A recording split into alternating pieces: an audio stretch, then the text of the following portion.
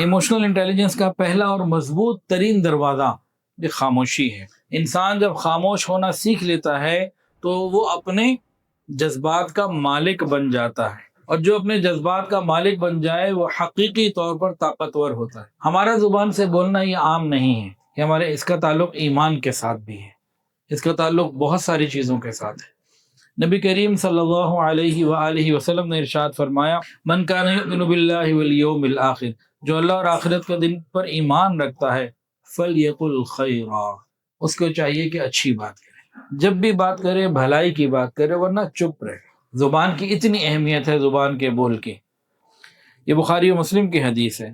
تو یہ حدیث صرف ہمیں اخلاقی درس نہیں دے رہی، روحانی طور پر بلند نہیں کر رہی، جذباتی طور پر بھی ہمیں رہنمائی دے رہی ہے۔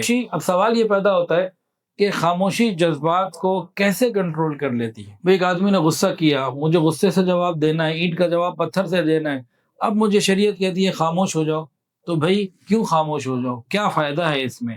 تو بتایا یہ گیا کہ خاموشی جذبات کو کیسے کنٹرول کرتی ہے؟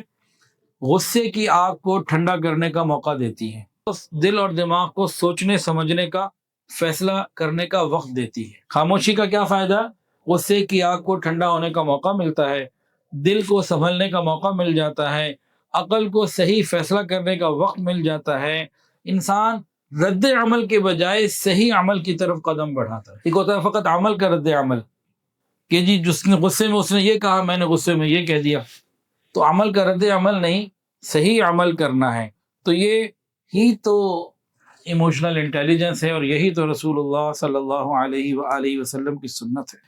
نبی علیہ الصلوۃ والسلام کے دو واقعات یہاں پہ ہم سن لیتے ہیں۔ آقا علیہ الصلوۃ والسلام طائف تشریف لے گئے، مہمان نوازی کرنا تو دور کی بات، آپ کو انہوں نے تانے بھی دیے، برا بھلا بھی کہا، اور پتھر بھی مارے، مذاق بھی اڑایا۔ پورے جسم میں درد، تکلیف، جوتے مبارک، نالین شریفین خون سے بھر گئے۔ اس حال میں جب اللہ رب العزت نے فرشتوں کو بھیجا اور رسول اللہ صلی اللہ علیہ وآلہ وسلم کو مکمل اختیار دیا کہ آپ حکم فرمائیں، ابھی پہاڑوں کو ملا کے ان کو برابر کر دیں، یہ جذبات کا طوفان ہونا چاہیے تھا۔ ہمارے نظر میں تو ہماری جو کیفیت ہے، جذبات کا طوفان ہونا چاہیے تھا، غصے کی عروج پر ہونا چاہیے تھا، بد دعائیں نکلنی چاہیے تھیں، میں ان سے پیسے مانگنے آیا تھا، میں تو ان کی خیر خواہی کے لیے آیا تھا، جہنم میں بد سے جانے سے بچیں، جائیں جہنم میں۔